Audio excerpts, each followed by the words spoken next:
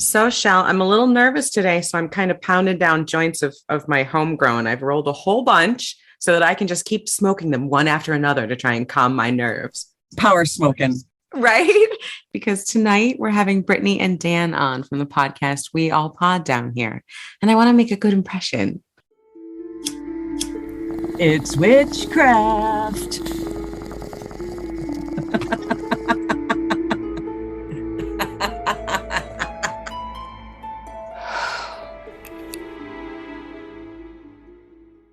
Hi, welcome to the Stoned Witches Hour. On this podcast, we smoke weed and scare the crap out of each other with stories of true crime and the supernatural. I'm Layla. And I'm Chelle. So while we wait for our guests to arrive, I am smoking way too much. What are you smoking today? I got a new one today. I love when you get something new. You're always willing to try something yummy. What did you get? And I always get so excited too. You do. I'm like a kid in a candy store. Mac 1, it's called. It's a hybrid. Mm-hmm. This one is 36.02 THC. Oh, yeah. Chelle going for the big stuff, reaching for the top shelf right away every time. Love it. You know, for anybody out there who's taking notes each week on the percentages that I smoke, we're going up here, friends. I seem to be finding stuff lately in like the mid to upper 30 percentile. And I'm kind of happy about it. That's great. That's really nice. One of the things about the gas station that I don't love is that not all their stuff has the percentages on there. So it is a little bit nicer when places do, but their customer service, top notch, cannot be beat. I'll tell you, I will settle for slightly inferior product. Not that this is, but I would for really great customer service because you guys always talk about great bud tenders and I'm so jealous, but some of the guys out here are pretty great. I do feel bad because it seems like your experiences have not been consistently as stellar as mine, customer service wise. That's true. Well, I'm going to start going to some high-end bud places because I want to start trying some of these stoner celebrity weeds and just to see what all the hype is about. So I'm going to go into some bougie stoner shops and I'll report back and let you know how that goes. Definitely. So tell me about this Mac. Tell me about the Mac 1. It's kind of got like a flowery taste. And I'm not talking like flower, what people call weed, but like flower, like what you buy your girlfriend on a holiday flower. I love cannabis that has that kind of flower, that bouquet. I love that so much. Floral. Yes. Floral scenty. Call me a girl, but I like that. But it's not it's not like that overwhelming. You know how sometimes you get that weed that kind of tastes like perfumey? It's not like that at all. Yeah. No, this is like it's almost like a natural floral flavory scent. Yes. Anything I get that's too intense, I automatically suspect that they're putting terpenes in it. And again, don't mind as long as they tell me. But you know, if you're going to flavor it up all grapey intense and then try to pass that off as natural weed, I'm going to be a little that's kind of sucks because pot doesn't taste that intense. You get a hint of it, so a nice hint of floral sounds fabulous. How's the high? It's actually really good. It is an indica, but it's a very good daytime smoke. I love a good daytime indica. Love it. This is definitely not a calm you down, get you ready for bed, melty into your bed kind of thing. Like I said, it says hybrid, but it's really... Is it one of those kind of zone into work and really get your shit done, listen to some great music and being productive kind of weeds? Yes, absolutely. Absolutely.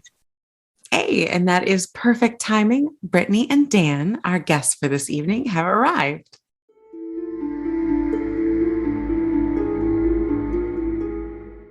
Joining us today in our search for truly spine-tingling tales are Brittany and Dan from the podcast We All Pod Down Here. Hi, guys. Why don't you introduce yourselves and tell us a little bit about your podcast? Hey, so I'm Brittany, and our podcast, we basically just go in and talk about horror movies.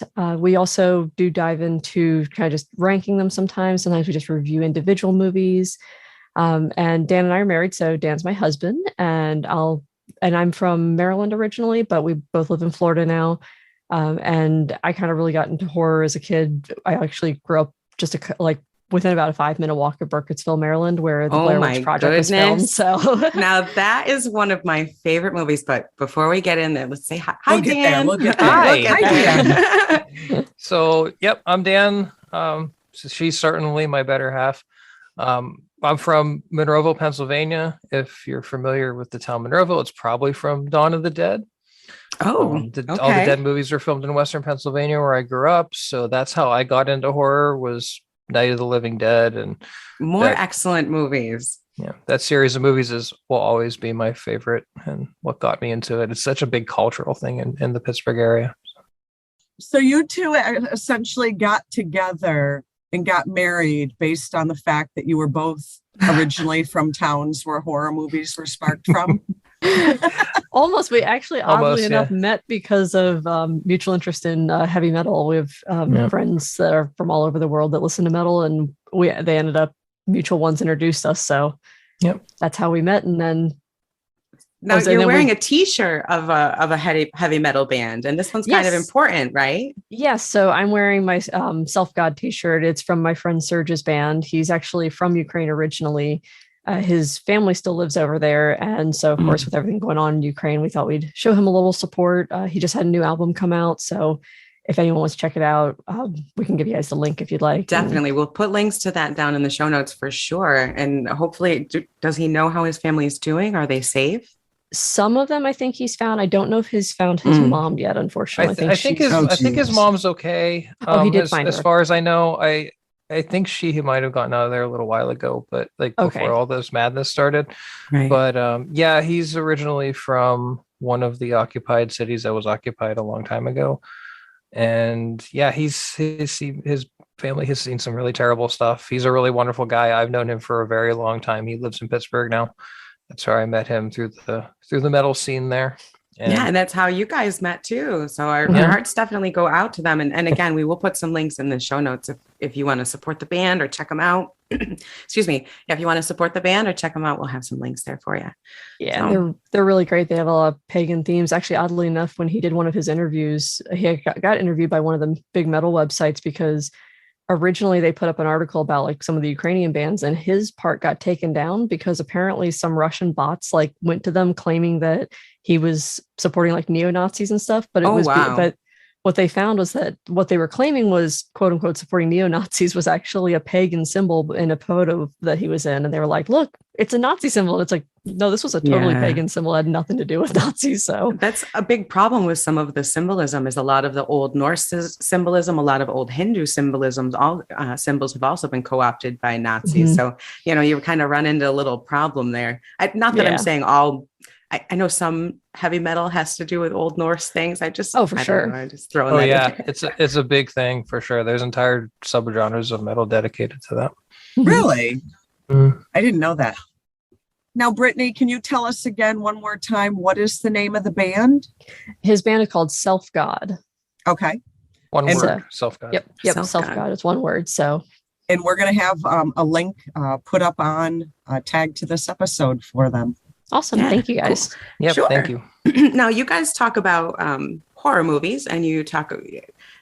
The way I found you was The Deep House. Is that the title? The Deep House. I had just watched that movie and was kind of looking it up because it was interesting to me, and I saw your podcast, and you liked it, Brittany, and I don't think you liked it, Dan, as much. I liked aspects of it. There are certain things I felt like they could have done a little better, but overall, It wasn't bad.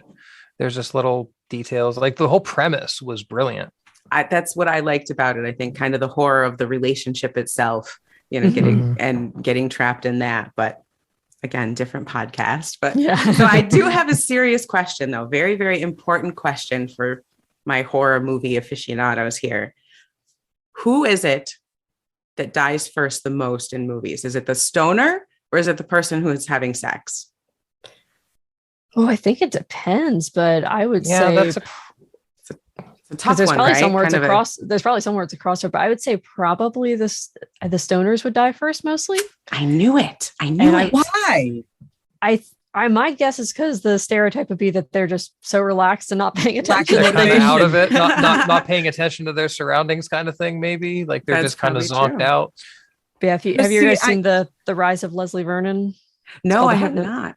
Okay, So good. There's a really funny part in there where they're basically it's very much like Scream in that it's kind of like making fun of itself a bit, you know, and being very like meta like that. But supposed to the basic premise is these people are following around the guy who's supposed to be the next like Jason Voorhees or Freddy Krueger or something like that. He wants to be the next one. So that's kind of like as if this is like the real world and they're just following him around to see like how he's going to become kind of thing. Yeah. His preparation and everything. Yeah, like how he prepares, and it makes fun of itself the whole time, you know, just it's really wonderful. silly. But there's a point where they have the stoners and he's like, the stoners are going to be right there, so I can get them easily. And so it like has like, and here's the people having sex, and there's the people that do this wrong, and it's really funny, but I think you guys get a kick out of it. Brownie and the stoners the first to go. Right. They're going to come running. Exactly. Yep. I love my favorite movies of all time.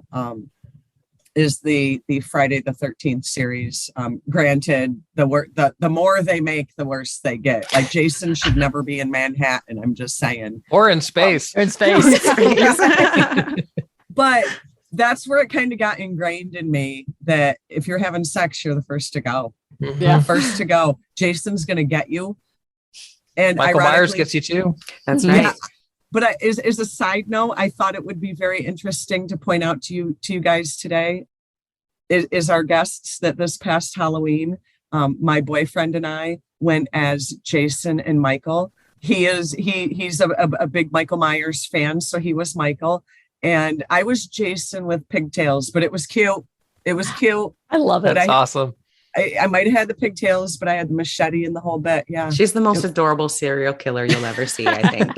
Hey, That's our, awesome. our pitch was the killer couple. There you go. I love it. Ba-dum. No, I do find that there are several movies out there. The first movie I ever saw cannabis in was Poltergeist, with the parents smoking in bed. They're kind of smoking a joint. And it was revelatory to me because they weren't slackers. They weren't kids. They weren't being stupid. They were just a couple of adults smoking a joint at the end of the day. And they didn't die, which I thought was really great. They were actually the heroes of the movie. So I thought that was cool. But there's other movies like, what's it, the Scary Movie franchise? Doesn't somebody die by a pot plant in the Scary movies? So I can't remember which one, but I think don't remember which one. More of a there's comedy like than 1,000 of them. Yeah.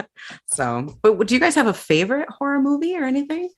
Well, you had mentioned because of growing up in the Pittsburgh area, you're familiar with the Dead series. Yeah. Dawn of the Dead's number one for me. There's nothing that even comes close. We just did a ranking where we ranked our favorite franchises, and like that one's my top, and that's the quintessential horror movie for me. What makes it the quintessential? Like, is it because it's so scary? Is it because it's so fun? It's psychological. I love psychological horror. I don't usually like horror that's just about blood and guts, torture porn stuff. I think that's really stupid. I totally agree with you. But totally. like stuff that has no story, no plot, no nothing. The whole idea of zombie films that George Romero tried to put into them is a lot of social commentary.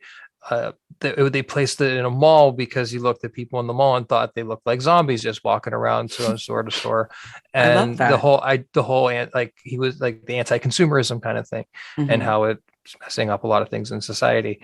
And the whole idea of a zombie apocalypse is a real psychological thing, because no matter how now there's fast zombies, slow zombies, whatever, but like it's the impending doom, and that no matter what you do, they're still coming for you and trying to survive, because it's a human story too, about survival. And for me, those themes just hit really good for me. It's interesting because right now I loved horror movies when I was a kid, and then when I had kids I kind of stopped for a little while because it was too real, and now I like them again. And I think because the world is so fucked up and everything's so bad, I'm like, well, okay, maybe it's almost World War III, but at least it's not World War III with zombies. And yet. You know, I'm not going to try and give the universe any ideas here, but I think that's a little bit of an escape for me right now is watching things that are scarier than real life, I think. But do you have a favorite, Brittany? This is always tough for me because I have, like, for our ranking, I actually ranked Godzilla for the franchises. That was my favorite because that's kind of what I grew up on. Of all things, like my parents always would be like, this is too scary for you, don't watch it. And then I'd watch it. And then And then I would be scared. And so I was such a scaredy cat as a kid. And you'd go back again anyway. Yeah. There's so much like that. I'd be like, oh, this scared me. And then I'd be like terrified. Mom's like, why do you keep watching it? Then I'm like, I don't know. It's so good. I need to. Yeah, that's exactly how I was. I can really relate to that. But yeah, it's hard for me to pick a favorite. I've thought about this a lot, and I still haven't fully decided like what my favorite is, because there's so many things I love about individual ones. Like I always said, the one that comforts me the most of all things is probably Jaws, which is there's some debate as to whether or not it's horror. I'm like, well, you know what? For a whole like couple summers, no one went in the ocean, so I feel like that counts as horror. So I still know people that won't swim in any body of water because of that movie. So I think that counts as horror. Yeah, there's a place in Texas that. I live in coastal Massachusetts, man. That just hits a little too close to home. I can imagine. There's a place in Texas, a convention who does a screening of it while in the water. That's just mean. That's downright mean. They do that up here as well. That's awesome. Do they really? That's so fun. That's awesome. I want to do it. I would love to do that. I would absolutely love to do that. Oh my gosh. Yeah. Cause they're like in inner tubes watching it. I was like, the best. My boyfriend wants to do that so bad. On an inner tube? I will take pictures of you from the beach, but I am not going out on a tube. We would totally join them. That sounds fun. Maybe not on an inner tube. No, you guys can all do that now. Because that'll be the night that Jaws actually comes back. Yeah, right. Bruce is going to be there. I'm sorry, but in an inner tube, your butt hangs way down in the water. My butt would be clenched so tight the entire movie. Just don't fart. It'll give them. Does that attract sharks? I don't think so, but more blood than anything. Right? Oh no. Yeah, we were supposed to go before COVID to Australia for my birthday, and so one of the things we're going to do is I want to do the cage dive with the great whites. So that's like my big thing that I'm like desperate to. Oh, that'll be fantastic. I love sharks. So you're still trying to convince me to do that. Yeah, Dan's like, I'll go on the boat with you. I don't know if I'm going to go in the cage. I'm like, oh no, I'll be in the cage. You want your own Jaws moment. I want to give him a little pet. That would be kind of cool, actually. You have to post pictures. Do you guys have an Instagram or anything? You have to put them up. We do. Yep. So we do we do have one for the podcast, and then I just have like my own individual one, which is mostly just videos of my pets being stupid, but fun. Do you want to shout out your Yes, it's the so for the podcast, it's just at We All Pod down here. For my personal one, it's just at Tiki108. So there you go. So then you can get scared, and when you're too scared, you can go see cute pets and get a good giggle. Yeah, and if you're in the middle, I also have I breed reptiles actually, and tarantulas. So I have it's called Tiki Exotics is my other one that I have for if anyone likes snakes or tarantulas. I love snakes and tarantulas. Well, there you go. There's actually what kind of snakes? Mostly ball pythons. I have a couple other. I have corn snakes. I have hognoses. I have Kenyan sand boas. I have a little spotted python. But ball pythons are adorable. Oh my God. They're like the puppies of the snake world. Exactly. They have the little puppy faces. They do. They scare the shit out of me. Oh, no. They did me at first too, but now I'm used to it. I used to work in a pet store. And we sold some big snakes. We used to have some beautiful, gorgeous Burmese pythons. Mm-hmm. We had one albino that was about 4 feet long. And there was this little girl, I swear she couldn't have been more than 5 years old. She and her parents used to come in. She was fascinated with this snake. It was bigger than she was. And it was the sweetest snake. After a little while, she would let it drape around her and we'd let her walk around the store with it. I cannot tell you how many people would run screaming from the doors when they would see this little girl with a snake. That'd be me. It was cute though. She loved that snake. It was wild. This little girl was just so drawn to it. It was weird. I would not have gotten the cats food that day if it meant going by that snake. See that I would have been the little girl. My poor mom and dad, when I was a kid, I was like, can I have a pet tarantula? Because I went to a nature center and they let us pet one. It was a little rose hair. And I was like, I need one. And my mom was like, absolutely not. She's like, all she could think of was the scene from Home Alone where it crawled on his face. And she's like, that'll be me. I can't have this. Yeah. I guess that is kind of a fear. Do you have a tarantula? There's about 60 have an army. Yeah, there's about 60 of them behind me right now. So you're breeding a critter army in case the zombies come. You can unleash the hordes. Yep, exactly. Smart. I like you thinking ahead. I like that. Okay, so we have to bring up the witch in the room because you grew up near Burkittsville, which was made famous by its very minor appearance in the movie The Blair Witch Project. and I'm sure you get this a lot, but I love that movie so much. It's Loved so good. it. It's so good. I know it divides a lot of people because it's not that good, but it's really, really great. And the found footage, when I first heard about it, I saw the documentary, I saw the website before it came out. Mm-hmm. And I was like, I know this is fake, but there's a documentary. What the hell? Like, wait a minute. Is this real? It gave me motion sickness. Gave me pause for a minute. I actually wondered. Oh, yeah. But there's questions I have, though. I understand that there's the story and there's the legend of the Bell Witch. I almost said the bitch witch. The Bell Witch. But having been from that area, two questions. One, how did the movie affect life in that area? And two, is there really any basis for this, or is this just another Amityville horror that's just kind of based on some bullshit? So there is actually no legend whatsoever. That was completely made up for the movie. There's never been a legend. There never was any Blair Witch. There's actually the whole movie. Actually, the initial like opening scenes where you're driving into the town, that actually is Burkittsville. It's going to, I actually know the exact road they're going down 17, and it's going right into the town. But the bulk of the movie was actually filmed in a different county because there's not that many woods actually around Burkittsville. Like you go up the one hill. It's funny. They have a spook hill, like one of those, like the gravity hills where it'll like pull the car up the hill because of the illusion. Mm-hmm. So they actually have one of those right in Burkittsville. But when you go up the hill, like, and you get out of Burkittsville, there's some woods up there, but the actual town itself, there's mostly just like, there's a cemetery and then there's like a bunch of farmland that's just like open land around there. I'm wounded. I'm hurt. There's no woods in Burkittsville? Not really, because the town is so small.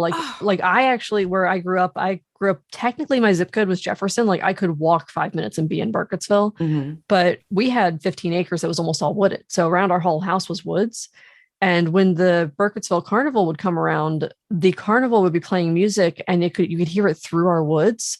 Oh, so nice. Like we moved there actually when I was 13, because I grew up right in like Frederick, which is like, it's all the same county, but we moved out to the actual like area right next to Burkittsville when I was 13. And that area, like you could hear that coming through the woods. And it was the scariest thing. The first thing, so my mom was like, oh my gosh, there's people squatting in the woods. Something's happening. It took us forever to figure out it was the carnival music coming through there. But she thought we had people out there. And I'm like, no, Mom, it's the Blair Witch. She's here. If you didn't know what was going on, hearing carnival music come twinkling through the woods would be scary as hell. So creepy. And you think it's the killer clowns from outer space coming for you. And clowns, I'm sorry, are the worst. Clowns, oh my gosh, terrifying. Worst. Killer clowns is the best. Oh, so, God, it's so did good. People come to Burkittsville after the movie? Did they? Oh my gosh, yes. So I got stories about that. So my friends that actually, because my bus went right through there every day. So I had several friends that lived like in the houses, like right at like the Main Street town area. Mm-hmm. So right where that area is, there's now like there's just one intersection of the town. Like it's literally just like one road that goes in, one road that goes the other way. And a literal like one stoplight town kind of thing. Yeah. And there's no stoplight. It's like one stop sign town. One stop sign, even smaller. It's a small town. But yeah, so there's now, if you look at it, there's a cobblestone like for that crossroad area. There didn't used to be cobblestone there. The reason there's cobblestone there is when the second movie came out, because of everything that happened from the first movie, they were like, we're not doing this again. And they actually shut down the town. And the excuse was they did to make this cobblestone little like crossroad, just because they didn't want to deal with it anymore. So they shut down like the whole town for like months. Smart. That's like a small town solution. We don't like you. And so we're going to like passively aggressively do something to keep you away. Yeah. So when the first movie came out, people came from all over the world. My friends have pictures of like people that came from Germany to see the town. Like people came from all over, and some of it was nice. They just came to see the town, take photos, everything was kind of cool. They had friends that they actually dug up rocks in their yard and wrote like from Burkittsville, and were selling them for like $5 a piece, like in their front yards. That's fantastic. Like, tons of money. But then there was the bad stuff where people did a lot of like damage to the cemetery. It's like a really old cemetery there. There was headstones knocked over. There was stuff stolen. There was actually people that were like trying to take bricks out of like the walls in the houses. That's like too bad. It was wild. Oh my God. Yeah. So that there kind of tourism ruins it for everybody. I know. It's like, it's one thing when it's fun where it's like they came, they just want to take photos of the town and everything. Like that's great. Buy somebody's backyard rock. Yeah, exactly. Like you get the official Burkittsville rock. So, but like they weren't lying. They weren't wrong. Yeah, exactly. Like this is legitimately here. So. I'm a cigarette smoker. And so on the days I actually have to go into work, I have to go outside to smoke. I am living in Salem, Massachusetts. And I promise you, I am in probably thousands of tourists' photos. because people just walk down the street taking pictures. Oh, I'm sure. Oh, yeah. I'll be out on the sidewalk smoking a cigarette, and like crowds of tourists all year, not just October, all year. Yeah. Now, one of the things I really loved about, granted, the performances I thought were amazing for people who didn't know what they were doing, who just went out there and kind of ad-libbed everything. It was just, the movie was a lot of fun. The psychological part of that. And I think the way they filmed it and the way they made it look like it was a home video and not a movie production is what made, if that was like a movie, I don't know if it would have worked. Yeah. But the handheld camera aspect, that is what pulled you in quick. And it made you freak the fuck out. Oh, for sure. And there's so many people that fully believed it was real. Like the people that were the actors, their families for months afterwards got calls about people trying to like help volunteer to look for them and stuff like that. Like, and again, you couldn't do this nowadays because of the internet being so much bigger and people would figure it out in moments. But back then they had, like, at the actual premiere, I believe it was at Sundance, they had actual photos, like missing flyers for these kids. Yes, I saw they'd passed them out. I think not just at the premiere. Oh, shoot. Sorry. But at actually other places too, like at other music festivals and stuff that they'd passed them out. They went all out for this. And a lot of it was stuff like, the reason a lot of it was ad-libbed and stuff is they literally gave them like a premise and were like, run with it.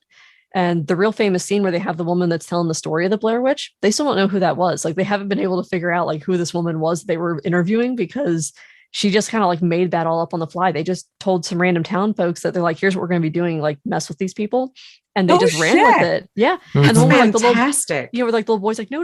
And like trying to cover her mouth. Like that just was like random people on the street. They don't even like have that person like on the payroll or anything. I love that.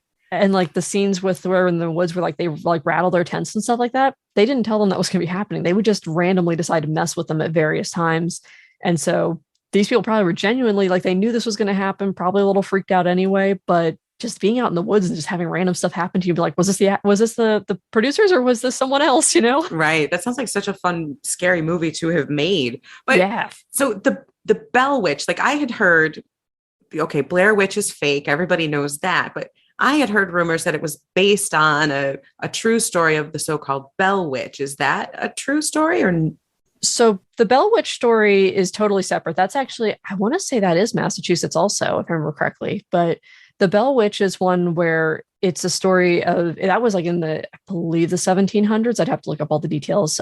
But basically that one is one where I don't know if it was ever inspired for the Blair Witch at all. I don't know if they actually used that information, but that one was more just based in a house that they had this haunting where it just seemed like this, what they called the Bell Witch, because it was, I think it was the Bell family. Or no, you know what? It was in Tennessee. I remember now. Yeah, there's the Bell Witch. Yeah, just like clicked in my head. There's the Bell Witch cave. Yeah, I just looked it up. It was Adams, Tennessee. Okay, so maybe that rumor came about because Bell and Blair sound similar. Yeah, that's what I think may have happened. I know they may have been like loosely inspired by it, but that one was mostly just based where it was just kind of like a haunting within the actual like little cabin that they have. Interesting. Well, that's pretty cool. I kind of love the whole ad lib part, like the whole the mystery lady with the ad libbed story. How fun is that? Yeah. And it's interesting because everybody seems to have a story or know of someone who has that might be something that she had heard and was kind of riffing off of to kind of mess with them, you know, because so many different places have stories and houses too. And like you guys have some spooky stories or have had encounters yourselves. You've mentioned a little bit. I'm going to let Dan go first on that one because he's got some really good ones. And I've been talking a lot. So I have two major ones. I guess I'll go chronologically. One was in my grandparents' house. I guess it's sort of an older house, probably like early 1900s. And I would stay overnight there. My cousin was visiting for the summer. So I would stay overnight there a few times a week. We just hang out, whatever. Just as a quick aside, isn't that always nice? Like kids when you can spend some time with your grandparents in the summertime, like so much fun stuff usually happens there. Not always hauntings, but fun stuff usually. Fun stuff, definitely. You know, we built a snowshoe one time in the winter and made a slip and slide before they actually existed and flew down a hill. Things like that. Perfect childhood stuff. And ghosts. This one was a little freaky. So We're sleeping in we have like a pull out sofa bed. So we're just kind of watching TV, crashing there and just falling asleep. And there's always, my grandparents have mentioned various things happening there. My aunt had one aunt had a thing where she was, using a Ouija board or something, and some apparition came up and told her to stop. Chelle loves a story that starts with a Ouija board. And it just literally told her to stop. Don't do this ever again. No shit. Like an apparition came up and like said that. Damn. And she never touched one again. I wouldn't either. Yeah. People fuck with the Ouija board and wonder why shit happens. Now she's a hardcore Christian. Yeah. Oh, now she's a hardcore Christian. Wow. Yeah. Wow. That scared. Talk about the opposite ends of the spectrum. Yeah. Ran straight to what she felt was safety. Apparently. Wow. It really isn't. Right. No. Yeah. Different podcast. Different podcast. But, what happened was with me, so we're kind of crashing out, and we never went into the attic. There was always some weird stories with the attic or something. I don't really remember, but it was a 2-story house. Living room's there's a basement, living room, like the regular floor, and then upstairs. So the upstairs had a door that you could close, and my grandparents would usually close it. And if one of them had to come down and get a drink of water or something, you'd hear the door open, whatever, coming down the stairs, but no big deal. So I hear the door open and slam really hard, and I assume that is probably my granddad or my grandma going to get something to drink. Mm-hmm. Common noise, you're used to it. Mm-hmm. Click, click, stairs, this very familiar sound walking down the stairs, except no one comes out. I don't see anybody. Uh-oh. And I found that very strange. I kind of get up, look around. There's nobody downstairs. That's creepy. My cousin's fast asleep, snoring away. And I'm just like, what the hell's going on here? So I kind of go back to the bed, and the door to the cellar was visible from the bed. Doors closed. Why would you put a bed in visible view of a cellar door? How are you supposed to sleep? It's a sofa bed. Okay, I guess that's a little bit of an excuse, but it's really, a pull-out couch. That's rude to your guests. How are they supposed to sleep staring at your cellar door?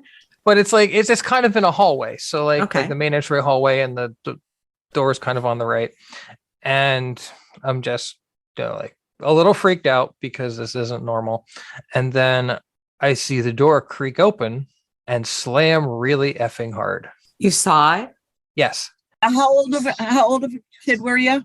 I was probably like 10. Okay. Just slammed really hard. I am freaked the F out. I'm freaked out.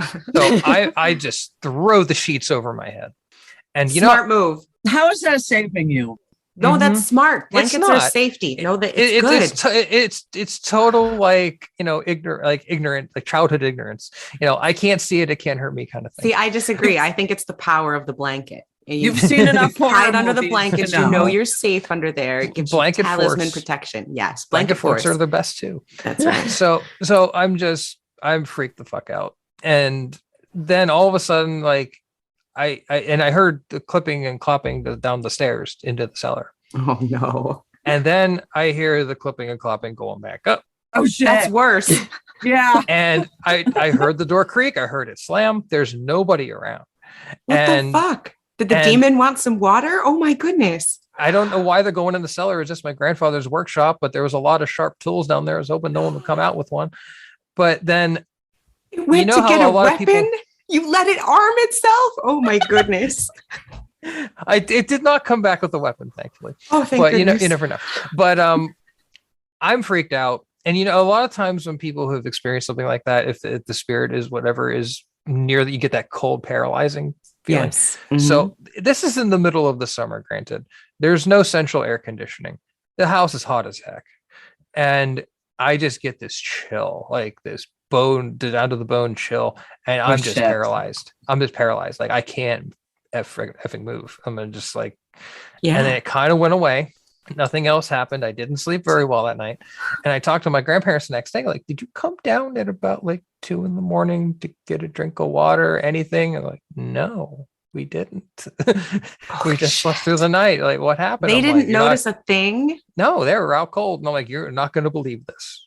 Wow. To their credit, they were like totally believed everything I said. And Like, I don't know if that's worse creepy. that they believed you. But does that mean that they had experiences there too? Right? Not really. Like they said there was like, they've heard weird noises in the attic before that they thought was something weird, but there was a story I don't really recall.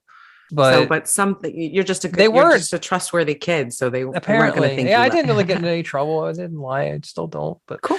But like it was just a very, very weird experience. That's very creepy. That is truly a creepy experience. What is it with ghosts and stairs? I don't understand. Why do they like to go up and down stairs? That's creepy. Then the noise pattern it's exactly walking down the stairs. It was the exact kind of like, space between the sounds of somebody walking down. And the stairs made a lot of noise. They creaked a lot, and they had like I forget, it was like a plastic cover like thing on, like a rubber thing, and like if someone had slippers on or shoes or something, you'd hear click, click, click, click. So it would be very apparent if someone was walking down the stairs, and that's exactly what it sounded like. Or if it's a demon going to the basement to get something to do a little slice and dicing somewhere. Yeah. The shoe, if it came up with like a hacksaw, then we would have had a problem. Did you know any of the history of the house at all? Do you know if there was like anybody who died on that property or anything of that nature? There was, and that's the whole like attic story. There's somebody who passed away there before my grandparents owned the house, like the people who lived there before. And there's like some weirdness about it, but I really don't remember the actual story behind it. Probably whoever's in there now has probably met these things, but oh my goodness. But this is the only time it happened. It never happened to me again. Did it happen to anybody else in your family? Not that I'm aware of. Wow. Not exactly like I experienced, at least. I always wonder if people like Dan and I are just a little more sensitive to stuff like that, in which we both had weird experiences. So I think so. I think some people are more sensitive, and I think those people do tend to be drawn to things like horror movies or, searching conspiracy theories or, stuff like that. People are drawn to it because we have questions, and so you absolutely. And so you start to want to look for answers, and it kind of leads you to some interesting places. So I wouldn't be surprised. It sounds very much like you were in the right place at the right time and a little more sensitive, I think, and were able to see something. That's wild. Yeah. My cousin didn't see shit. He slept through the whole thing. Out cold, even. He just slept through the whole thing. He's like, "Are you crapping me?" And he totally believed me because, again, trustworthy guy. Yeah. Now, and he's Dan, a trustworthy guy too. At that age, he was probably pissed that he didn't wake up and experience. Right. Oh yeah, he was jealous. He was a couple years older than me, so he was just like, "Man, I would have liked to have seen that. Why did you wake me up?" I'm like, "I was too scared, dude." Now, Dan, do you think that when you experience like that chill and the paralysis, do you think that was due to fear? Or I know some people in paranormal situations describe a similar type of paralysis and chill that could have been fear-based or could have been something else kind of holding them in place. Do you have an idea of which it might have been? I felt like it was something holding me in place. Yeah. It's like I was already scared, but like the chill was really strange. And it was something like I had never experienced before. Not like a scared chill, just like down to your bones kind of chill. Cold. I want to move, but I can't. Kind of thing. That's one of the things that fascinates me now that Chelle and I are kind of looking more deeply into some of these stories that interest us, is the similarities and you describing that feeling of feeling like you couldn't move, like you were being held there is a commonality through a lot of these stories. And I find that kind of interesting. Yeah, for sure. Kind of find it freaky. Well, yeah, that too. It wants your attention, apparently. I guess so. It wanted you to know. Mission accomplished. Yeah. Now, is your experience in a house similar to that too, Brittany, or? Kind of. So I figure what we'll do is, because Dan has another story, I'll tell my next story, and then if we can kind of go back and forth a little bit. Perfect. If that works. Yeah.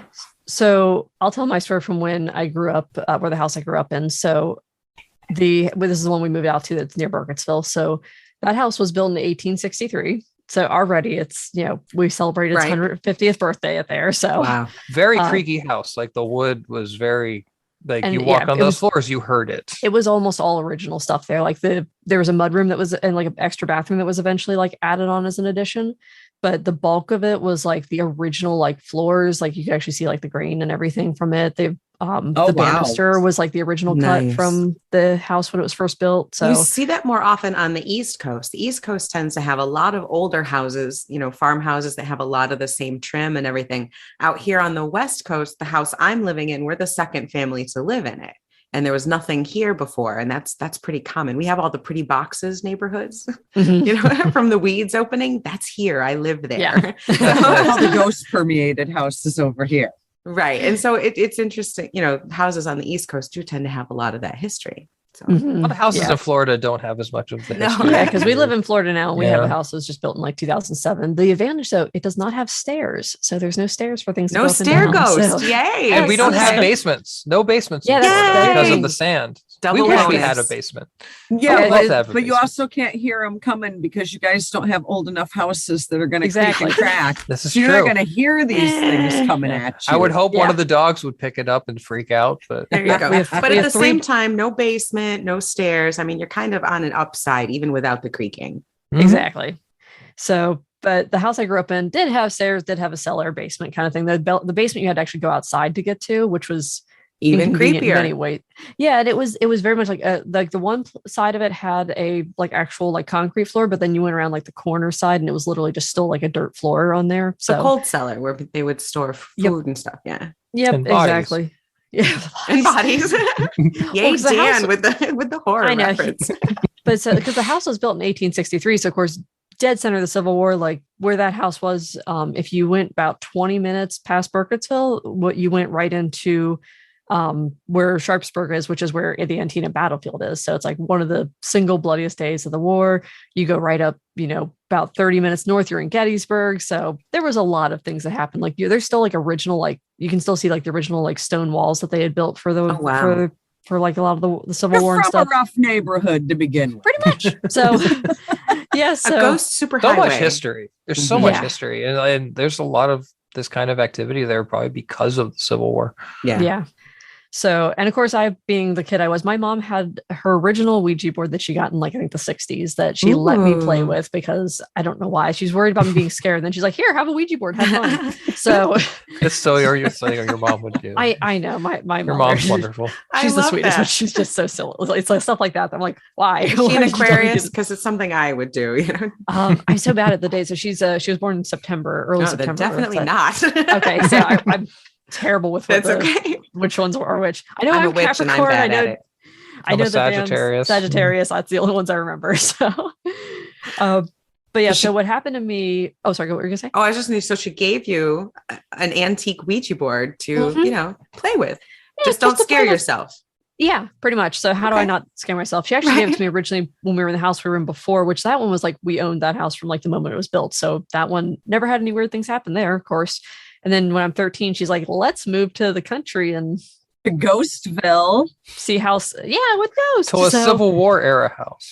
Yeah. So we went from a house right in like Frederick that was built in like 91, 92-ish to, 1863. Great idea, Mom. So we played with this Ouija board, of course, in my room in that house and everything. And I eventually stopped playing with it because I don't remember exactly how long after we'd been playing with it with some friends, but I kept trying to like talk to my dad, which is, my dad died when I was a little kid. So I was like always trying to like talk to him or see who we could get in touch with. And that's never a good idea, of course. But what ended up happening one night is I remember I woke up and it was about 3 a.m. And I remember because I sat up in bed and I turned and looked at my clock that was like right above my head. And it was between like 2 and 3 a.m. And I remember I wasn't even like scared. I always feel like if you're scared, you've got more heightened emotions. You're going to like be more likely to hear something, even if there isn't really anything. Mm-hmm. No, I'm not scared. I'm just like, oh gosh, this is inconvenient. I have to be up in a couple hours for school. This is not good. And before I even sat down, right next to my ear, plain as day, I heard something go, bad. Just like that. And I was like, oh, that's the worst. Not good. It's apparently bad. So I was like, I laid down in bed and same thing, put my head under the covers. I was like, I think this will be fine. I'll go back to sleep. It'll be fine. So didn't play with the Ouija board after that. No. But other little things that happened, like even when Dan was ever like, when, as an adult, like you'd hear like feet on like what sounded like heavy shoes walking around. And wow. The whole house, of course, is wood floors. So you can hear stuff very easily. The attic was creepy as fuck. So that like Dan, I took you in the attic at least once to show it to you, right? Yeah. It just. Oh, so you got to experience it too? Mm-hmm. Mm-hmm. Yeah, Oh, interesting. Because my mom sold it eventually. She apparently sold it with the condition it wasn't haunted, but I was like, she's like, no, just Brittany experienced weird stuff. It's fine. No one else had a problem. Then when she set the house up, she put out all those porcelain dolls. Oh my gosh, she had these old antique porcelain dolls, and the realtor was like, she put up porcelain dolls in an really old farmhouse that has a little bit of paranormal activity. And then is trying to bill it as unhaunted. She thought they looked nice and trying to sell the house. Yeah, creepy, and the realtor was like, you cannot do this. He's like, you will never sell this house. Smart realtor. I walked in and I'm like, why are there these porcelain dolls over there and why are they staring at me? Oh, I would have noped right out of there. Now I know where your love of horror has come from. It really is your mother. Yeah. So, and she always claimed she didn't like horror that much, but then she would do stuff like this. And so, but yeah, she had them set up in like this back bedroom that was like really ancient looking. The house, the way it was set up, it was like 3 bedrooms. You had to like walk through one to get to the other. And that bedroom where they were was the room that had the stairs to the attic. So I was like, Mom, this is the worst idea. So because she left that room there, I used to freak me out, and there was no locks on any of the doors because they were all like the original doors. So I used to like take like suitcases and barricade the doors because I was like, nope, not getting me. Yeah. She was creating you a ghost army with those dolls. Oh my goodness. Like the damn Annabelle factory. Much like you are now with the snakes and the spiders. Yeah. Annabelle factory. No, let's not have one of those, Chelle. No. I was expecting to hear one of them clicking around, walking across the floor. Oh, don't you guys have Robert the Doll in Florida? We do, yes. Mm-hmm. Dan, I've told you stories about that. Yeah, so it's down, it's way south of us. It's down, I want to say it's in the Keys. I think so, yeah. We're in Tampa area, so it's down a couple hours south of us. But yeah, they still have it on display. You can go see it if you want to see the terrifying doll that would run around the house at night. I think Robert the Doll is a good friend of Brittany's mom. Maybe. Apparently, I should bring her down and be like, Mom, what do you think of this doll? How about this doll? Yeah. That's unfortunately an East Coast story, so that's in Chelle's territory. Mm-hmm. So I don't get to talk about Robert the Doll, but he is spooky. So you didn't have a Robert the Doll amongst those porcelain dolls, I'm guessing. No. Oh, thank goodness. Thankfully, I never heard them do anything. I just was convinced they would eventually. So, well, they're all evil. At some point, every porcelain doll is going to do something creepy. It's just a matter of when. Of course. Yeah. Or it's going to be like Seinfeld with the one that looked like George's mom. And he thought it was yelling at him. I thought you were talking about the dummy, like in Seinfeld, where they have the dummy that runs around. He's like, he's like, Mr. Marbles. Those are all evil too. It's well known. They are. They have to be. Ventriloquist system. Yeah, they're all demons. Yes. It sounds like the house didn't necessarily have anything angry or benevolent. It was just more there. That's what I'm thinking. The only other thing we had happen that was pretty creepy that happened to everybody was we were one night, like all of a sudden we wake up in the middle of the night and it is like 1 billion degrees in the house. And it was like an old, like the heating system was all like an oil heat thing. Mm-hmm. And their little thermostat on the wall was one you actually like move it like that. It wasn't like a button one with buttons like they have nowadays. So it was just this real old thermostat. And we woke up in the middle of the night and someone somehow had gotten flipped all the way to like the hottest setting. Oh, wow. So of course we turned it down. It's like, of course, dead of winter too. So my mom's like, gosh, darn it, my heating bill is going to be out the wazoo this month. So we turned it down everything. We opened some windows, try to like get some of the hot air out. And what we thought had happened was my brother and my niece had been were both with us. And my little brother and my niece both were really cold when we had gone down to our cabin in Virginia because the heat wasn't working properly. And again, dead of winter. So we all were really cold there for like the weekend we went. So my mom thought maybe my little brother, because he's like maybe like 7 or 8 at the time, or my niece who's about the same age, one of them probably turned up the heat, not realizing they were turning it all the way up. That had to be what happened, right? So about a week later, my niece is back with my oldest brother, and my little brother was actually staying at a friend's house that night. So it's just me and my mom. And we're both upstairs and wake up again, 1 billion degrees. And we're like, okay, so clearly it wasn't them. My mom's like, clearly the ghosts want to cook us. Yeah. So the way she resolved the situation until she could get a new thermostat installed was she took a 2 toothpick. She took a toothpick and wedged it in there and taped it in smart. so that it would like stay. So the lever couldn't get pushed to the other side. That's smart. It's like to this day, I don't know if it was that. I like logically, I'm like maybe somehow the cats jumped up, but it was like really high on the wall, so I don't see them be able to jump up and like smack it. So that would be a one-time thing, not multiple times. Mm-hmm. Yeah, exactly. That would be a chance random thing. Wow, that's creepy. Maybe they were trying to terraform the house so that the demons could come in and be comfortable. I think she was right the first time. The ghosts were trying to cook them. Yeah, I think so. So like a slow cooker, I guess. Yeah. Oh, but modern technology prevailed when we got our new thermostat, and it didn't happen again. So and toothpicks. Yep, toothpicks. Mom ingenuity and. But you probably had something there, honestly, that didn't realize the war was over and still thought it was coming home from a day on the battlefield. Mm-hmm. Oh, and maybe they were really cold, and they wanted it to be warmer. Ooh, yeah. Creepy. I mean, in that general area, you're talking about like these poor wartime spirits that just don't really have a clue that they're dead. Mm-hmm. Yeah. And I know that I've heard before that like water seems to like have some like possible paranormal like connection in some ways. And so of course there's a stream that ran right next to our house. There was a pond in the backyard that was like you had to walk a little bit of ways to get, but it was a really big pond.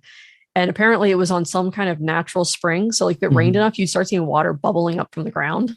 So my mom was like, there's supposed to be this possible underground lake underneath the house on top of it. So you're just a mass conduit for paranormal. It was just everything. I was like, man, this was so in a Civil War era house. Right. So I have heard that with the water though. And like in Estes Park, the Stanley Hotel has water and limestone. And I've like the stone tape theory where different types of rock and things. I've heard similar things with running water can kind of record events and hold spirits there. So. And to top it all off, all of Frederick's on a giant limestone quarry. So there you go. It's all connected there. So so there you go. They're just all stuck there. Interesting. So now for real quick for your West Coast stuff, I don't have any good ghost stories from it, but I remember listening to one of your early episodes. You mentioned the Queen Mary. We have stayed on the Queen Mary. Oh, have you really? They're closed right now, so I'm kind of jealous. When they reopen, they have a ghost tour they do where they have two different ones. One's where they just do a regular tour, and one they like take you to like 2 or 3 in the morning, and you do like an actual like ghost hunt overnight, and they give you like all the equipment and everything. So if you get a chance, definitely, even if you just get the chance to stay there, it's great. Yeah, it's just a cool, ominous kind of locations. I love Is it that. kind of like sleeping over on a cruise ship? Kind of vibe? On a really old cruise ship. Yeah, really old, but a little bit because like cruise ships, of course, nowadays are real modern and nice, whereas this still feels very, very old. It's very, but like very still neat. like those same small, compact rooms. Yeah. Well, it's going to be different. Big. It was closed for COVID. Now it's been retaken by either the city or the county. I'm not sure, but they've retaken control of it. They've had different subcontractors kind of own it for the past several decades, I guess. And now they've taken control and it's shut down for remodeling. So they're going to completely remodel it. And maybe once that's done, Chelle, you can come out here and we'll have to ring up Brittany and Dan and be like, okay, which room should we stay in? Where should we go? And there are rooms they actually have noted are like supposed to be the most haunted rooms too. So they always cost a little more. We were only able to stay there for like one night and we had to get really early for a flight the next day. So I was like, let's just stay in one of the regular rooms tonight since we're already doing the ghost tour, but not the full ghost hunt. So it was cool. That sounds very cool. Yeah, if you guys want guests, we'll come out and join you. We'd love to. How fun would to go that back. be? Yeah. Okay. All right. Pencil that in, Chelle. We're going to do that here sometime soon. That would be fantastic. That would be Make it happen. Fun. Yep. And if you guys want to come see the Robert the doll, we'll take you down there. We're gonna have the oh my gosh, it's gonna be road trips. Okay. I'm so down. Scary road trips. We're in. Ghosty road trips. All right. It's all right, definitely. Now, Dan, you have more stories? That wasn't the only spooky thing that's happened to you? Yeah, I have a really good one. Yeah, this one's really weird. So this happened, God, I'm trying to remember what year this was. It was like like 2009-ish. 2009, 2008, 9-ish, probably. I was staying at an ex's house, and it was not an old house. So it was a house that her mom had designed herself, they built it and everything. So it's not like there was anything there from before. And nothing really creepy happened to me there, really. And until this. So I just kind of woke up in the middle of the night and there was like a an apparition that looked like it was probably, Depression era, kind of like wearing that kind of clothes and stuff like that. Looked very, very frightened and sad. And it was just right there, like plain as day. And it scared the crap out of me. Just wasn't it right at the end of the bed? Right at the end of the bed, staring. Because I remember you guys saying about stuff coming up for your feet. Foot of the bed. It kind of like came from the corner of the room and sort of went towards the end of the bed. Now you said it was frightened. What do you think it was like? Well, weirded out that you guys were there. Where it gets really weird. So it just kind of stared at me. It just seemed like sad, and it wasn't as scary to me as it was like, wow, what is going on here? And I kind of just like, okay, I'm going to try to go to sleep now. And you're just like, there's a ghost here, whatever. I'm like, I need to snooze. I don't know. Am I seeing things? Am I losing it? I don't know. But you guys all think the blankets are going to save you people. They are. They have to. That's why they call them a security blanket. Exactly. See, smart. So the next day I talked to my ex's mom, and so like, I saw this figure and I'm describing it. And she goes, this sounds familiar. Let me grab an old photo book. Like an old family photo book. Oh shit. And she starts flipping through it. And I'm like, and she's like, I know this sounds familiar. And she's someone who's very, very spiritually connected. She's a yoga teacher, one of the sweetest people in the whole world.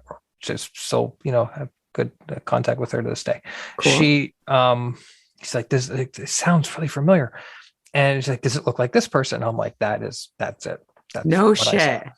And she explained the story behind it, that it was like a great uncle or something during the Depression era who committed suicide. And there was a lot of people in that era who committed suicide, were financially ruined, committed suicide because he stepped in right on train tracks and got run over by a train. Wow, that's terrible. There's a lot of people who during that era who unfortunately did that. And the guy had like the bowler hat or whatever and everything, and it's like handlebar mustache, very stereotypical of that. And the picture was 1-to-1. I'm like, that's exactly what I saw. Damn. And she was so fascinated by it, not scared at all. She's like, oh my god, that is amazing. She's like, I hope how neither of you were scared of this. And she's like, I hope I see it. I hope I see it. She sounds like Chelle. She ever did. I don't think she ever did. But like, yeah, that really blew me away. Yeah, there's proof right there. How could you see someone that you had never heard of? Never in my life. I'd never known about this part of their family history, but it just, I recognized it right away. That's spooky. And of course, commonality right at the end of the bed. Yeah. That's where these things happen. That's why I say, you got to keep your feet covered and stuff. I've talked about it before. That is why you have to have those little toesies covered when you sleep. Yes. They'll get you. Tuck the bottom of the bed. Yeah. That's right. Always has like real, like really tucked really tight. So like, and always like, I mentioned once, I was like, there's a thing I read online somewhere, someone joking about like how you can't keep one foot off the bed because if you do, that's where the demons will get you. And Dan was like, I've never heard of that. And I'm like, they do. It's true. It's true. It's a thing. Yep. Or my dog will lick my foot and scare me. One of the two, There you go. That'll happen. Yeah. That's also. I don't care. I don't care how hot it is. I could rip every blanket and sheet off of me, but from the ankles down has to be covered or I wake up instantly. Because of the end of the bed ghosts. There is a plague of end of the bed ghosts, apparently. Yes. Yep, there is. That's probably what helps us is our dog sleeps. She has a bed right at the end of our bed. So you're protected. She's our protector. She wouldn't notice. Yeah, she's 13 and she wakes up a lot at night and just like randomly barks at nothing. So yeah, that's what you think. You think they're randomly barking at nothing. The poor girl isn't getting scared every night. Oh, that'd be awful. Yeah, old dogs are great. You both seem fortunate enough that you had people in your lives that didn't think you were batshit crazy. Yeah, for sure. For each of the scenarios, when you told someone else, you were believed. And it's rare. That's important. And it is rare. And it's important because this shit happens and you can ignore it and pretend like it doesn't, but it does. And it's spooky and it's scary. Yeah. And there's some sort of comfort in someone not thinking that you're lying or full of shit and crazy. Exactly. Yeah, absolutely. Yeah. telling you a similar story. Although sometimes validation makes it scarier. True. Yeah. Like, oh, you think so I'm not going crazy. Okay. Yeah. I have to deal with that. Yeah. Until you saw that picture, Dan, you could have been like, oh, I just had a weird dream. But then you saw the picture and were like, oh shit. No, that really happened. It felt way too real to be a dream. And it was like one of those things where, like during it, you pinch yourself and it's like, yeah, I'm not dreaming here. Yeah. And I know she's someone who's like very open to this kind of thing. She's like, very much into like reincarnation and things like that. She's very spiritually connected person. So like I thought this is someone like I could talk to her about this, and she's like, oh my God. And like, oh, I didn't expect there to be a connection here. But there was. That's pretty cool. She's the sweetest. We've hung out with her many a time. So nice. Wow. So, even though it's his ex, we're all very good terms. So we're all friends. That definitely speaks to someone's personality for sure.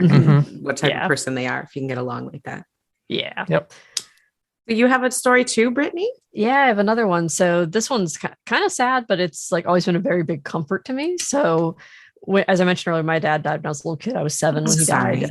It's okay. It was a long time ago now. So, but he was, it was very sudden. He had a unknown heart condition, just went out of nowhere. So when my mom came to tell me though, like I remember it was really weird because I was at my grandma's house and it was I think it was like just after school or something like that. And she got a phone call and then she just like started like crying. And I was like, what is happening? I'm 7. So I remember I sat in her lap. I'm like, it's okay, Grandma, I'm here. Like, I don't know what else to do. So that's so sweet though. Yeah. So, but what happened is then like all of a sudden more of our family started coming over. Like my oldest brother started coming over.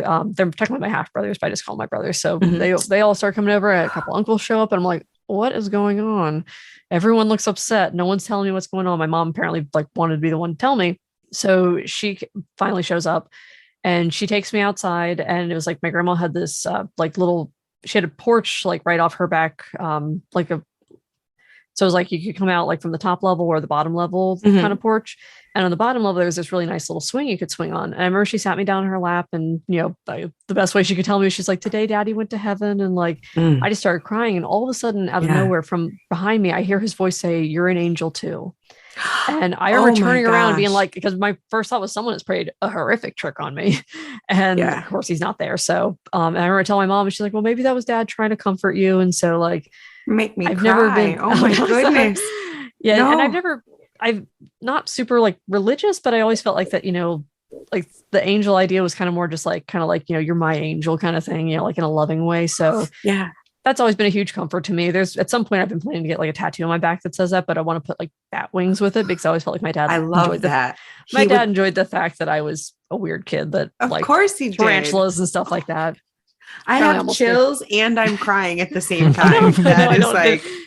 That is and laughing. So because that is just sweet and So it's always been a huge comfort to me that I always feel like that was like, maybe there's reincarnation, maybe there's like, I don't know, I just always felt like I was like, well, when we die, it's not just like, like is it Frank from isn't it Frank from like Danny DeVito's character in It's Always Sunny? It's Always Sunny. He's like, when you're dead, you're dead. So, oh God. I won't go into the rest of that quote because it gets I know pretty it's bad. Terrible. But then I was like, I always felt like I was like, well, even if I don't know what it is, but maybe there's something afterwards and like, that it's not just the end kind of thing. And so I was like, if I'm wrong, then hey, I can't do anything about it. So that's right. I've always liked the scientific theory that energy can neither be created nor destroyed. And we are 100%. Energy. So I don't know what happens to it, but the energy still has to exist somehow. And I don't know what form it takes, but I firmly believe that your dad was right there telling you you're his angel. You're an angel too. I love that. Yeah. So it's always been like just a huge comfort to me, but that's like one of my technical, I guess you could count as a ghost story kind of thing. So absolutely. Wow. I had a similar one actually with my grandfather. Where, I was going to say you have one. I was going to say you have one more. I was going to prompt you to tell if you didn't tell it the one with your granddad when he died. Yeah. So when it's the same house where from the first story. So his cellar, the cellar was his workshop. He was like a carpenter as a hobby. Right. The one the demon went to. Yeah. All his demon murder tools. So he made so many, he was a master woodworker. Like I wish he would have gotten some more acclaim for it. I feel like back then every grandpa was. Like if he was around today, I'd probably try to help him sell stuff or something. But like he made like all the railings in my parents' house out of wood and stuff. Nice. And do you still have anything that furniture. he made?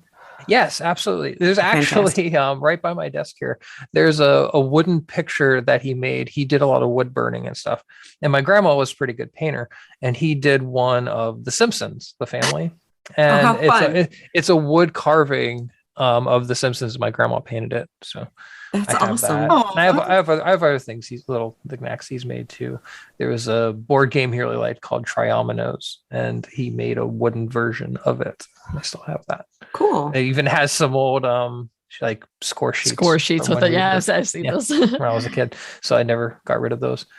But this was like right after he passed, and he had a lot of heart issues and stuff like that. But like I learned how to work with wood because of him. You know, we spent a lot of time there, and I was just a friggin' wreck. Like even talking about it chokes me up a bit.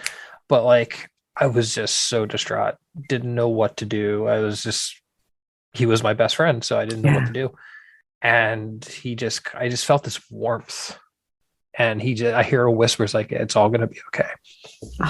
Oh my and goodness. And he was down in like the wood shop area in the cellar that previously was creepy stuff, but then it's like now it's like this real comfort. It was still a place of comfort for me. So with that, it was just like a really positive experience. That's something I really needed at that point. Very much so. I can tell how close you guys were, and just to have that. Interestingly, I have a similar story. This was with my step grandmother. Oh, do tell. And we didn't get along at all. The woman hated me. She was not the nicest person in the world, at least to me. And I was living in Colorado at the time. I was in my early 20s, and I knew she had been sick, but I wasn't really talking to much of my family at that time. And one night I'm with my friends. We're at a pizza joint. We're sitting in a corner booth. My back is to the wall. I don't like sitting with my back to open spaces. So like I don't blame you, because things can sneak up behind you. It's not smart. Exactly. So, we're talking, and I kept seeing what I thought was a waitress come like down the side aisle just out of and I kept looking to say something to her because I thought that was kind of weird. Why are you sneaking? So, but there was never anybody there, and it was bugging me. And I kept asking my friends, and they're like, there's nobody there. And I'm like, there's a woman. She keeps coming over here. She has dark hair, and it's really freaking me out, to the point where we got our food, we got our pizza. I'm like, I can't stay here and eat. This is really bothering me. So we got the pizza and we left. A couple hours later, I get a phone call from my mother. My grandmother had passed away.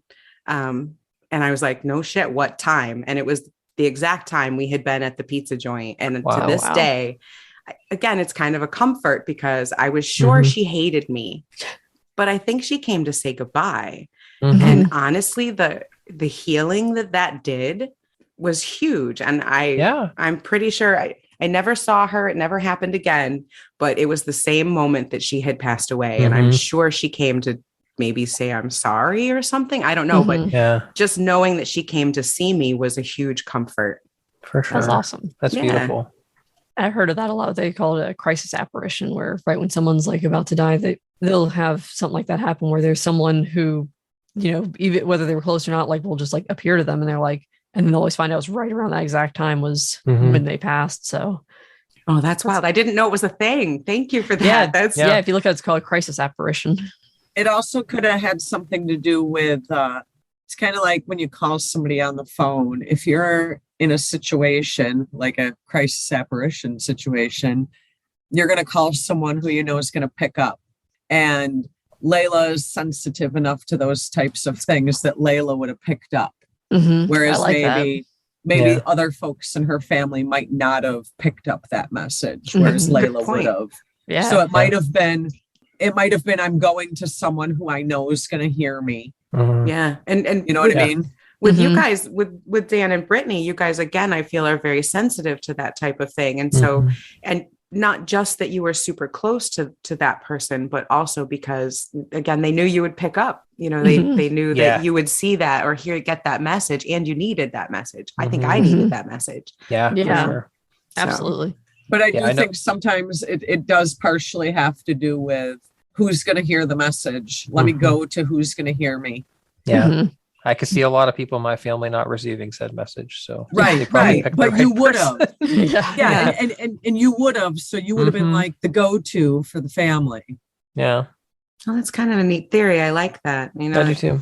It's kind of I nice. have no like scientific basis for that theory, but there's a lot of logic behind it, I think. Yeah. And Chelle has had experiences with loved ones as well. I know your grandfather is a prominent, Yeah, I mean, Laylla can attest to this. Everybody who knows me that can pick up on energy has at one point in their time with me met my grandfather, whether they've liked it or not. My ex-husband, at the time, we hadn't been together very long, and he kept telling me about this man who was in our bedroom doorway. And I'm like, what are you talking about? There's no man in the doorway. And he described this person. And I was like, oh my God, I know exactly who that is, just based on the description. Dug through a couple of old photo albums, pulled out a picture, and he's like, yeah, that's exactly who it is. And it was my grandfather, who died when I was 10. And we were very close. My grandfather is actually the reason why I cannot sleep with my feet uncovered, because shortly after his death, when I was 10, he appeared at the foot of my bed. So he is the spark of why I can't sleep with my feet uncovered. But I've had multiple friends, multiple acquaintances in certain situations be able to describe my grandfather, what he's wearing, hairstyle, everything right down to a T, where they have obviously never met him. They've never seen a picture of him. And it's an exact description. It's almost like, for me personally, if shit's about to get bad in my life, like bad shit is about to happen, my grandfather appears. When life is just trotting along, he's nowhere to be found. So it's kind of one of those, if I start to see or sense my grandfather around, it's almost like, ah, shit, now what's going to happen? Oh, no. Yeah. But there has been multiple people who can just describe him right to a T, having no idea who he is or what he looked like. I love that some ghost stories aren't scary per se, that they're comforting and loving and give us a little bit of hope. I have no idea what happens after people die, and I don't like to think about it much because it's super scary. Mortality scares the hell out of me on a daily basis. Me too. But I also don't think they just are gone either. Yeah, same. Yeah, and I love that. And I think we kind of need to hold on to that, especially when times are like they are right now. Everything's kind of shit in the world, and you gotta hold on to some things that are hopeful. Even if I am escaping into scary movies, I still want to go out and smell the flowers and have a good day too. Escapism is a good thing. It helps keep you centered and absolutely keep some happiness in your life, even if things look bleak. That's right. So on that note, do you guys have an episode coming up that you're excited about? You want to tell us about your next project? So we have a couple ones that we're working on. We're going to actually do some fun comparisons of a couple of like Asian films and like the American remakes. So especially like we've been working on it for a while, but we haven't had a chance to finish all of it yet. But we're going to be doing the Ju-on series. So it's the Americans, The Grudge. Okay. So because there's a bunch of them that they did in like the Japanese version, but then there's just a couple of the American. Don't watch the 2021. It was terrible. Waste of time. Yeah. Like we both had said, like when we watched the first remake, the one that they just did, the first Grudge movie that came out in like the early 2000s, that one, we both recalled not liking it when we saw it, but we actually rewatched it. We're like, this wasn't as bad as I recall it being, because I think especially it was definitely the lesser. Like the original was far superior. I personally have a traumatic experience with that movie that has nothing to do with the movie. We both went on bad dates to see the movie. That's all. Very, very bad, horrifying. Like to the point I'm like, the same movie you guys went on. That's funny. Like, this movie's awful, and this person is even more awful, and I think they're making the movie awful, and I just want to run as fast as I possibly can. See, the date wasn't bad at the time. It was actually like I dated for like 2 weeks in high school, and so but it was like, so once we broke up so shortly after, I think my mind was just like, nope, that was bad. So I decided that the movie was bad. But watching it as an adult, I was like, oh, you know what, this actually wasn't as bad as I thought. I think I like that it was the original director actually came in to direct it, which a lot of times they don't do that with a lot of the remakes. They just kind of make it very Hollywood and that's it, you know. Yeah, why are they always so bad? Do it good. If you're going to do a remake, make it good. That was originally an Asian movie? Yes, Japanese. Yep, so there's actually so there's like two that are kind of like more like just like shorts that lead up to it. And then there's 2 Ju-on movies. And then the third movie is actually The Grudge. And that's the one that they remade. So yeah. The first 2 are on YouTube. First 2 movies are on YouTube. They're very scary low, as hell. Very low budget, but very good. But the feeling is there, man. They're so good. I'm a fan of low budget horror. The American equivalents don't hold up. And unfortunately, a lot of the times that's the case. They try to take something that from another place, then they try to dumb it down for a mass audience, and it ends up being really crappy. The original Grudge is good, and it's because the original director was involved. I'm convinced if they weren't involved, it would have been trash. Just like the 2021 is utter garbage, and it's not even worth watching the trailer. Yeah, no, we watched it because I was just like, don't do it. Just watch it. And I was like, don't oh do my it. gosh. We're completists. So like, we're going to do this comparison. We're going to watch all of them, even the ones that are going to make me want to weep. Yeah. You guys must watch a lot of movies at home. We do. We do, yeah. Why make a remake that's going to be bad? I'm really hoping that like the success of Squid Game means that we can take more foreign films and just have them and not have to try and Americanize them. They're remaking Squid Game. No. Yes, I'm sorry. There's another one. Okay, never mind. There's another one called a wonderful movie called Train to Busan. And unfortunately, I think I've heard of that. Unfortunately, they're working on a remake of that, and they're going to make it terrible. Why? It's all about trying to make money off of something that exists. So you'd have no original idea. So just you're kind of jump onto the coattails. And they try to dumb it down for a mass audience and make it really easy entry kind of thing. They take all the heart and the creativity out of it. That's too bad. And in reality, if they would have left it the way it was, they would have probably made more money and spent less. Yeah. Well, that'll be interesting then. So check out Brittany and Dan on We All Pod Down Here for all your horror insights. We've had a blast with this. Yeah, this has been great. Obviously, our next episode is going to be the crossover we're doing with you guys, where you guys can go on our podcast and talk about Veronica. Absolutely. Oh, I cannot wait. Thank you guys. Thank you, Brittany and Dan, for being on the Stoned Witches Hour. I hope y'all had as much fun as we did. We did. Sure. Thank you for having us so much. It was a blast. Yeah, absolutely. We'll have to do it again, maybe with Robert the Doll movie or something. Would love to. Yeah, absolutely.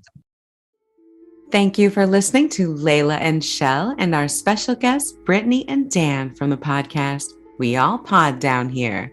Join them to learn more about horror films, both new and old, popular and obscure. If you've listened this far, please rate and review the Stoned Witches Hour on your favorite podcast app. It really helps us out.